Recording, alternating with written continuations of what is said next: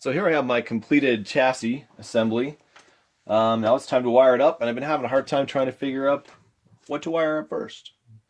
Um, when I do my wiring diagrams, one thing I like to do is instead of putting everything on one sheet, I try to separate it into layers.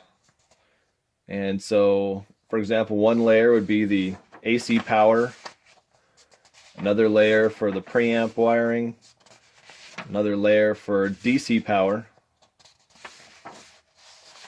I got another AC layout there, a little kind of overall view.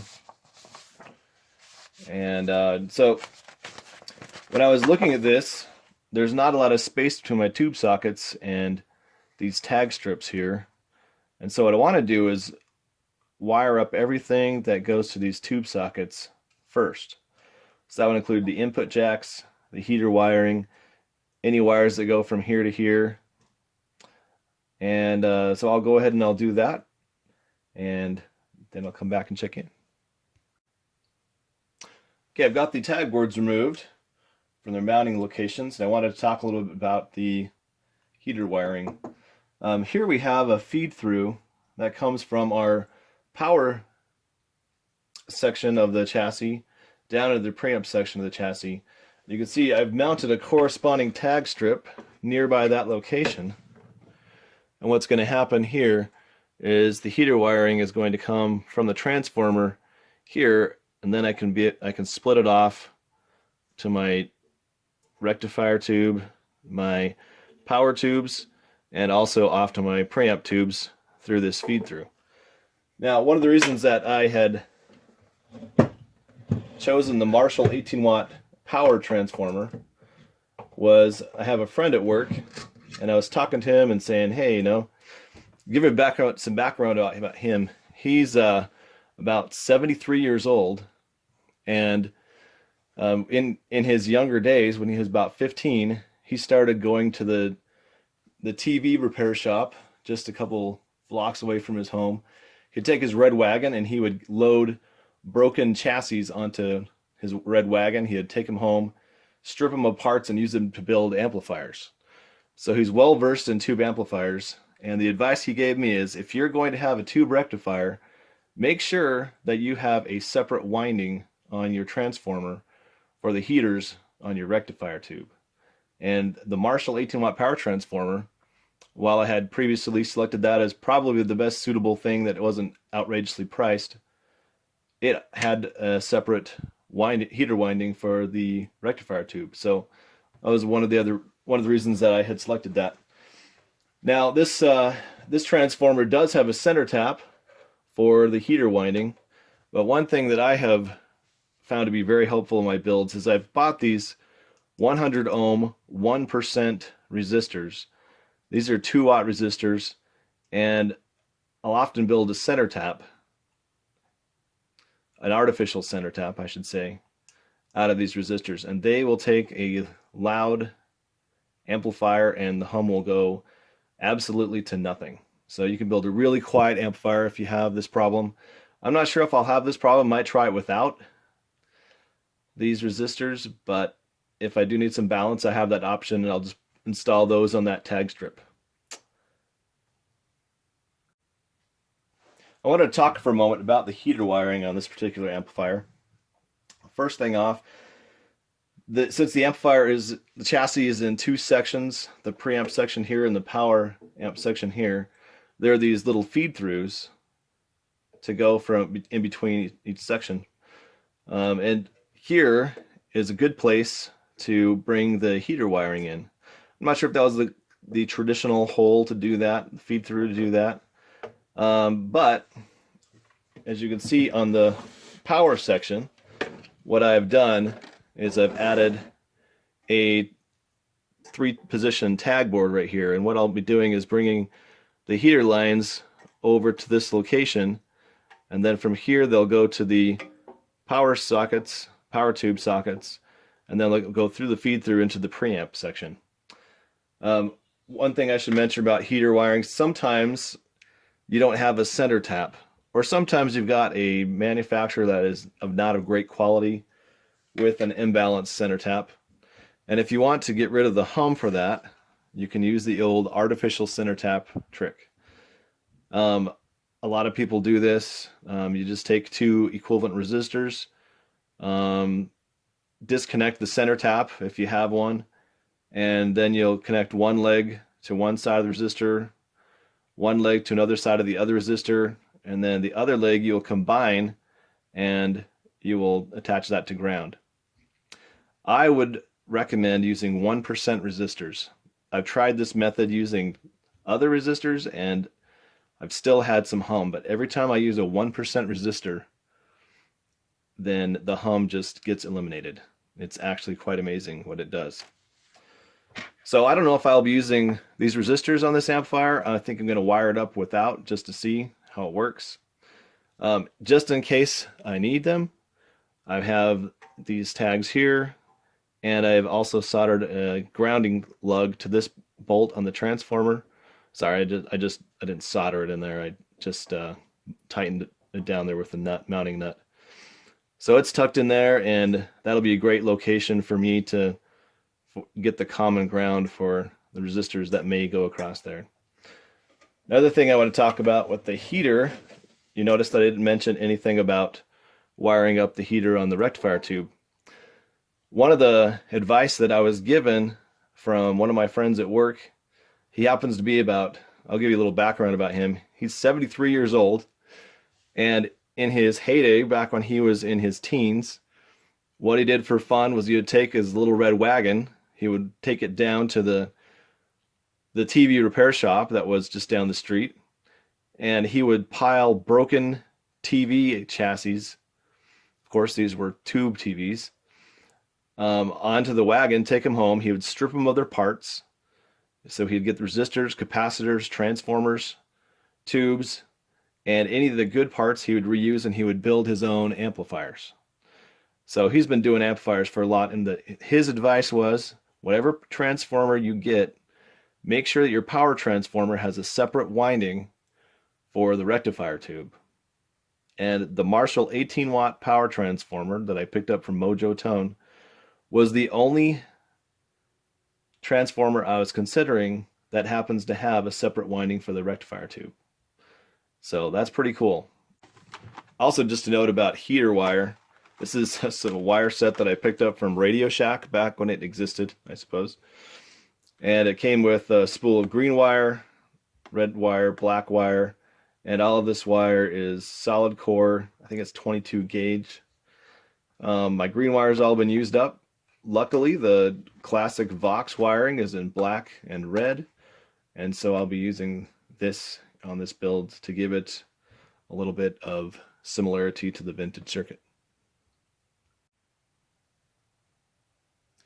One more note about heater wiring.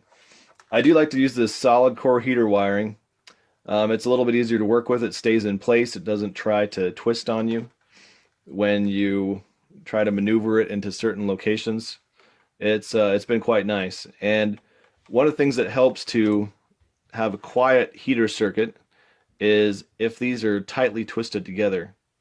A great way to do this is to take the length that you need and cut it, then clamp down one end and clamp the other end into the chuck of your drill and spin the drill, and it will twist those wires really, really tight. And that will help to eliminate any induced hum that's coming in from other locations and give you some really nice quiet heaters. So with the combination of having some good wire that's tightly twisted, and especially having this artificial center tap, you'll get a really, really quiet heater operation. Again, I'm not sure if I'm going to use these. We'll see if we'll need them. I might, but if I don't use them, then I'll consider myself lucky. I'm going to shift my direction just a little bit here. I was going to work up the heater wiring, and then I got to look at this mess of wires coming out of the transformer here. And it'd be really nice if I could eliminate some of this. Looking at the feed-throughs, looks like my DC power and actually some signal lines are going to actually come through here. And I might alter how that works a little bit. Actually, DC power is going to come through here. This might need some signal is to come up from the power amp to the preamp. I'm getting my signals down to the power tubes. So I may need to keep this open. I might run my heaters through here. But the first thing I need to do is figure out my AC wiring. And while I'm doing that, I mentioned I had this switch up here I was hoping to use for a pentode triode switch. I'm going to install this fuse in here temporarily until I can get this, kind of get the amplifier tested, and then later I'll add that functionality if need be. So at this point I'm going to mount this fuse in here and get the AC wired up, and then I'll move over to the low voltage AC, which would be the heater wiring. Okay, I've got my fuse holder mounted in my chassis, and you may notice that it's backwards, it's upside down. One of the things that I like to do sometimes you need a third hand to wire something. This has been used before, and I'm not going to use it in this build, but I'm just mounting it temporarily while I get everything checked out. I have a nicer one, but it doesn't fit in this hole, and I'm not sure I want to widen the hole to accommodate that yet. So this is one that would fit in there. What I need to do is take all this solder and leftover wire clippings from previous builds and get it out of there. So while I've got my soldering iron warmed up, I've mounted it in this position so I can work on it. And then when I've got these terminals cleaned up, I'll flip it around, mount it in, and get the AC wired up. Okay, here I have my AC wired up. My mains AC is wired up a little bit. This is going to be just a temporary test. What I want to do eventually is have this AC inlet be on the slider board along with the fuse. Again, I want to have a pentode triode switch mounted in this location, but I'm going to verify everything else in the amp works before I install that. So this will just be a temporary until I figure out what the permanent configuration of the amplifier will be. So right now I just have this socket wired up to some wire nuts and some quick disconnect on the terminals, so I don't have to have anything soldered permanently. And this is really just a test of the pilot lamp, being that I haven't wired up my primary AC. I've got it through the feed through. It looks like I got some space for some other wires, so I may feed my filament wires to the preamp chassis through that hole to keep them separated from my signal wires. So I'm going to go ahead and put the chassis down so you can see the lamp. I'll plug in my mains voltage very carefully. And then I'm going to, just with one finger, touch this. And as you can see, the light works. You'll notice that this is a kind of a weird position. The English in the 1960s, maybe today, I'm not sure. The Marshalls and the Voxes that I've seen, all of the ons are in the down position. So sometimes you see people wire them up wrong according to the traditional sense, but the traditional English Vox and Marshalls, on was in the down position. So I'm going to flip this up, and now it's off. So this portion works. I can now proceed to do the rest of the transformer wiring. As I was clipping some wires, I thought maybe I should show you a method that I use to get some clean cuts and some clean connections. First of all, these are the strippers that I like to use. I'm not even sure what they're called.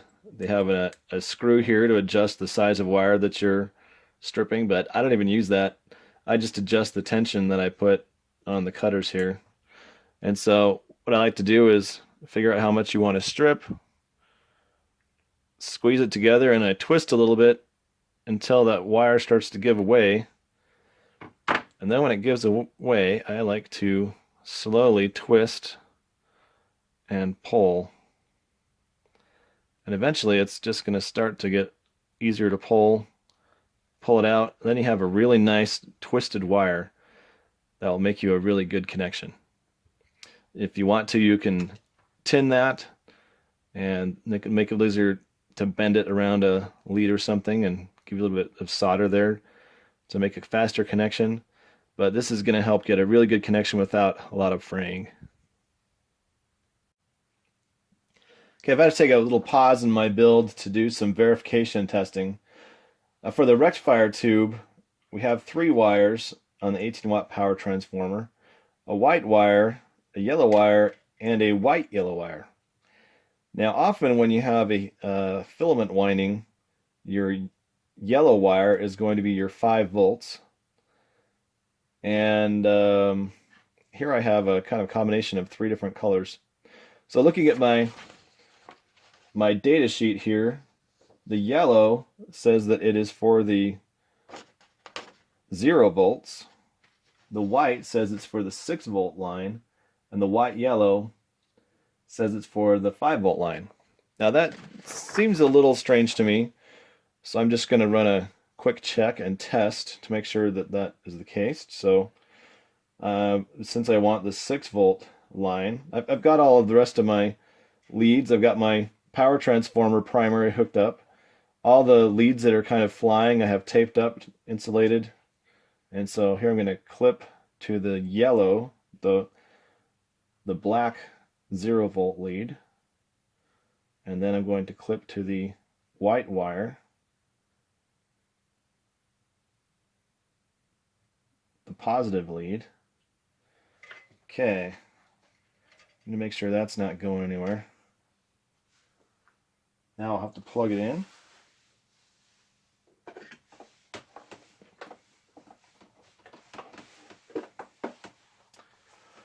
I'm going to go ahead and plug my mains power.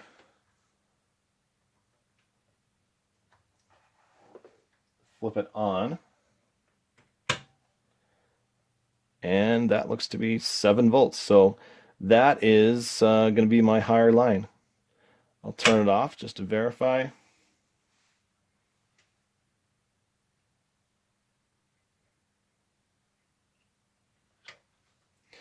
Now I'm connected to the white yellow. I'll turn it on.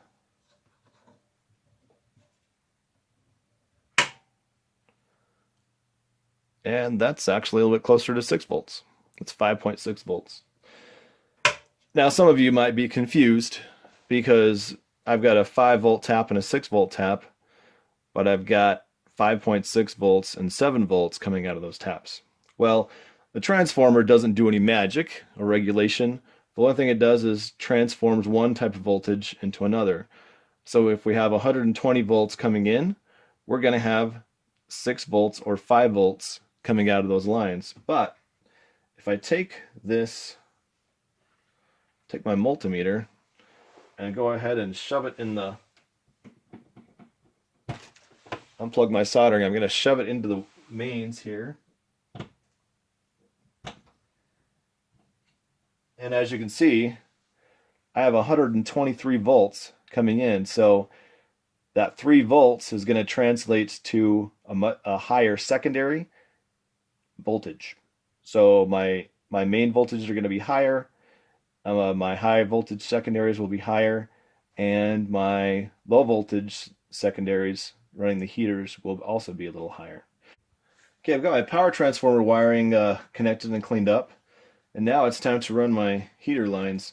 I just took and chucked these 2 wires in my my hand drill, power drill, and attached the other side to the counter with a C-clamp. Just put some tension on there and started tightening the drill until I got the tightness that I wanted. This is going to be really nice. So I just need to wire up the power tube, heater wiring, and then also go in and do the preamp wiring.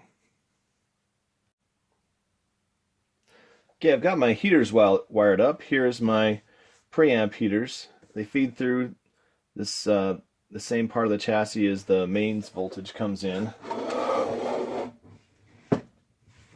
And here's the point where they tie together and meet the heater winding from the power transformer, and then split off and heat up the power tubes.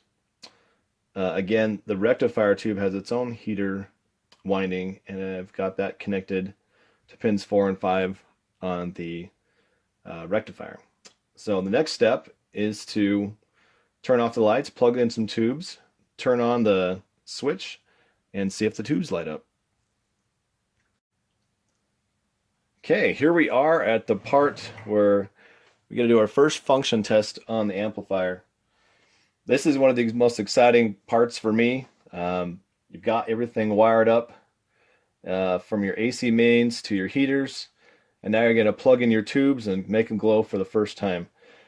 The great thing about this is it doesn't have to make any sound. So if there's any hum or there's any parasitic oscillation, anything like that that you have to debug, you don't have to worry about that at this point. You just want to see the tubes glow. So I'm going to flip the switch, hit the lights, and then you'll see, hopefully they will all be glowing just fine along with the pilot lamp. Here we go.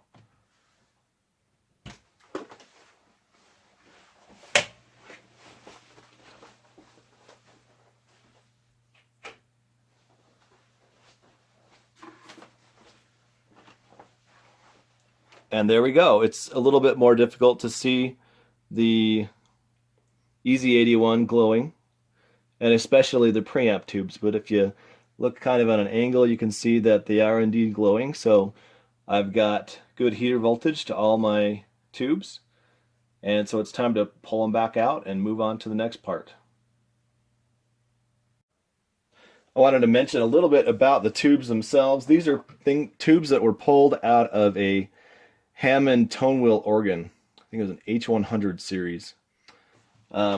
There's two of these organs that were given to me by a friend whose mother had passed away. We'd try to get one of her organs working and so that she could play it, but unfortunately we weren't able to get that working as well as we'd like. When she passed away, he gave me the organs, and I wasn't able to salvage a lot out of those. Oddly enough, nobody wanted one of these 1960s tone wheel organs. But I did get a couple of EL84s out of it. These are made in England. I believe that they are mullered in manufacture. I think that because there's the creases on the top of the envelopes. When you power it up, there's a flash on the heaters. This is just a JJ EZ81. I didn't have a vintage aged one. The green Hammonds, I believe, are also mullered, so they have the crease in the top of the envelope. They also get a flash when you turn them on. I haven't checked date codes or anything like that. And also this one is made in Holland, so this is likely an Amperex. So I've got really great tubes. These are poles, they're not new old stock. So hopefully they're going to work out okay. Later we might have to balance these a little bit. When we bias the amplifier, make sure everything's running well, and I'll show you how I'm going to do that. But here we go. This is all the components in the power amp chassis. And now it's time to flip it over and do all the rest of the wiring.